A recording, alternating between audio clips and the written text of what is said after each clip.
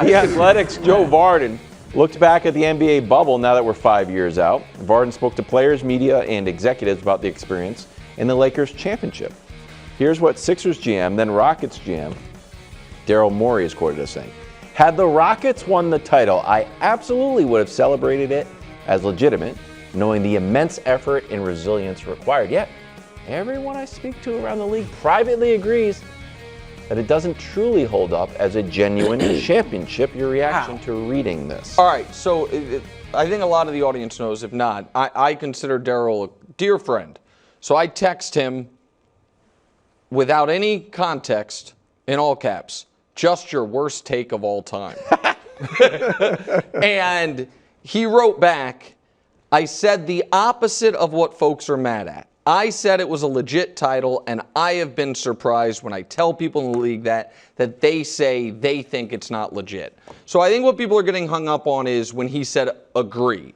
He was trying to say, again, what he's telling is they agree with each other, not agree with me. And so just to help out my buddy Daryl, who he at least feels like he's being not misquoted, but misconstrued what he was saying. Coming off exact the 180 of what he thinks. Exactly. That he thinks it's legit. The key takeaway is most people in the league. Most people in the league. And this gets to Brew one time on the air. It might have been off the air. I don't know. One time said to me, everything is not about LeBron. And he's right about that. But this, in my opinion, is. There were 3 teams that year that all year long were the title favorites. The Milwaukee Bucks, the Los Angeles Clippers, and the Los Angeles Lakers. And I think the only one that could have won the title and 5 years later we're still trying to disparage it is that one.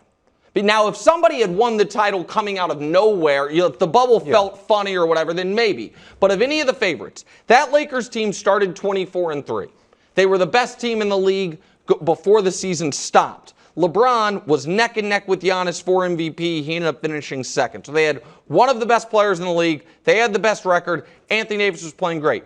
Then the bracket breaks, and some people, some very smart, very handsome folks, thought they could get popped in round 1 by the Blazers. Even had a little suit. Yeah, Dame. Dame era. Right. And then in round 2, they play the Rockets. And then in round 3, they play a Denver team that we now know, with healthy Jamal Murray and Joker, is that a real contender? And then in the finals, little fluky Miami team. Except for the fact that 2 years later, Miami was in Game 7 of the conference finals, and the year after that, they were back in the finals. And so they played a tough road. They were the best team from start to finish. They had one of the 2 or 3 very best players in the league. Check, check, check, check, check. And the next year, Brew, at the midway point of the season, the day that Solomon Hill fell into LeBron, in defending their title, they had the best record in basketball at 28-13. So every benchmark of the deserving champion applies, but because that guy's holding both trophies, people want to denigrate it. But I don't think anybody's saying, I don't agree with the take that it's not legitimate, and I'll get to that in a moment. I don't think anybody is saying it's not legitimate because of the things you just mentioned. It's not because they beat a not very good Miami team in the finals. It's not because of Denver, the Clippers, or Houston, any of those. It is because of the bubble. It is because there were no fans. It is because there were no road. You didn't have to deal with road fans. You didn't have to deal with travel. You didn't have to deal with even family being at home games, wanting tickets and so on and so forth. Now, my baseline for whether or not something's legitimate or not to me or deserves an asterisk, as Morey did, we didn't show that quote, but he said a lot of people basically put an asterisk on that championship, is did you have an advantage, an unfair advantage over the people you competed with? Okay. And if that's not true, then it's legit. And if all that's true that I said, there were no fans, there was no travel, all that, but everybody dealt with it. The Clippers dealt with it. Denver dealt with it. Miami, Milwaukee, which went out like some chumps in the second round to the Heat. They all had the same exact circumstances as LeBron, AD, and the Lakers. And the Lakers came through and won. It's legitimate. Period. There's no asterisks. Now, the reason I don't think it's about LeBron is because, remember, Phil Jackson said this about the Spurs when they won the lockout or strike title in 99.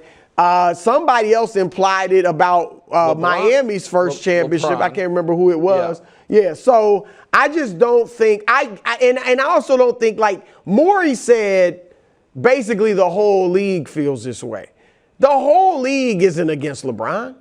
Like, there are some people that feel Jordan's better, but the whole league isn't like out to get LeBron. I just don't think this is about LeBron, and I don't think the even belittling the bubble championship has anything to do with the competition. I think it has to do with the circumstances. But it's just, to me, a piece of it, the lack of home fans and the lack of a home court advantage, I think, is a legitimate piece to bring into it, which is why, in my opinion, it's all the more impressive that the team that earned home court, like the two teams in the bubble that got penalized the most, what you're saying is not fair, that didn't get what they earned, were the two number 1 seeds, right? The two teams that would have had home court throughout. The Lakers were one of them. Like, and so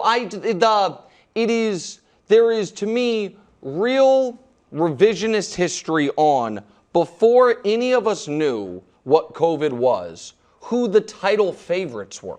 And that's, that it is discussed like and the other piece is, well, LeBron and AD got that 4-month layoff. The Lakers had a better winning percentage pre-bubble than post-bubble. You know what I mean? They had a worse record after the layoff than within it. Was like 8 games. No, but if you include the playoffs, look, I do think that break helped LeBron, and older LeBron. He feels young compared to now, but an older LeBron and AD who hardly ever gets through a full season. But again, Kawhi had that same thing.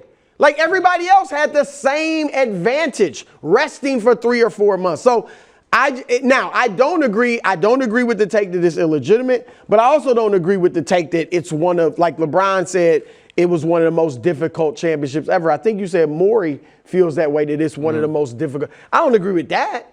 I just think it's as legitimate as any other championship. And it's certainly one of, like, I don't know how you discern difficulty in that regard. Like, for everybody, what that period of time was, it's just different than, what I mean, than anything else. And for those guys, living in Disney World and like being away from their family, I don't know that is harder than traveling from place to place, but it is different than all of those. I understand that, but it doesn't, it seems, and I think maybe you agree with me on this, there is a cottage industry of, actually, when you think about it, like, were any of LeBron's, like the Kyrie saved him and won, and Ray Allen saved him and won, and there's the bubble, and you mentioned, and that first one, which no one can say anybody saved him, the season was shortened. You know what I mean? It was a shortened season. So really, like, it's 20 years, and it's how many, and so. But there's the same thing with Jordan. He didn't play anybody in the finals. There were no super teams. I mean, it's whoever,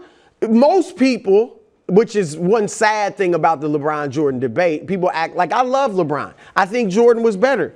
I got LeBron second. It doesn't mean I hate LeBron, but a lot of people take that approach. If they are on the Jordan side, they got to rip LeBron and all his accomplishments, and vice versa. So I just don't think it's unique to LeBron as far as this. The way I think there's something to like calling it like the bubble championship.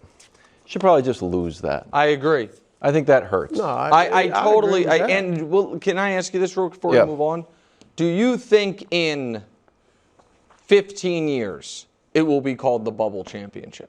Because I don't.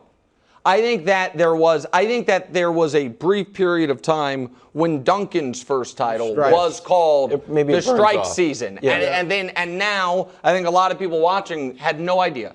That like 99, you know what I mean? That was the strike year. I never think of LeBron as having 3 real championships and in the bubble. Like, I think he's got 4 championships. Yes. Like, and I think most people view it that way, but Okay.